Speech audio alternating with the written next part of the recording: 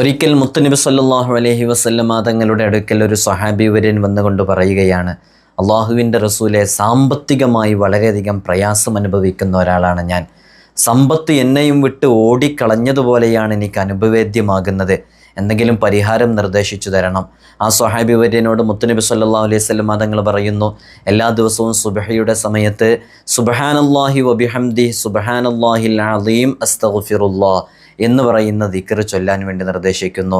ആ സ്വഹാബി വര്യൻ അങ്ങനെ എല്ലാ ദിവസവും സുബ്ഹിക്ക് ശേഷം 100 തവണ ചൊല്ലാൻ വേണ്ടി തീരുമാനിക്കുകയും അള്ളാഹുവിൻ്റെ അപാരമായ ഖുദ്റത്ത് കൊണ്ട് ദിനരാത്രങ്ങൾ കഴിഞ്ഞു കടന്നപ്പോൾ അദ്ദേഹത്തിൻ്റെ കടം വീടി സാമ്പത്തികമായ അഭിവൃദ്ധിയുണ്ടായി. പണം എവിടെ വെക്കണമെന്ന് നിശ്ചയമില്ലാത്ത രൂപത്തിലേക്കുള്ളൊരവസ്ഥയിലേക്ക് എത്തിയെന്ന് ചരിത്രങ്ങളിൽ കാണാൻ സാധിക്കുന്നതാണ്. ഈ വിവരം വന്ന് മുത്തുനബി സല്ലല്ലാഹു അലൈഹി വസല്ലമ തങ്ങളോട് പറയുകയും ചെയ്യുന്നുണ്ട്. നമ്മളിലും ഒരുപാട് സാമ്പത്തികമായ പ്രതിസന്ധികൾ അനുഭവിക്കുന്നവരുണ്ട്.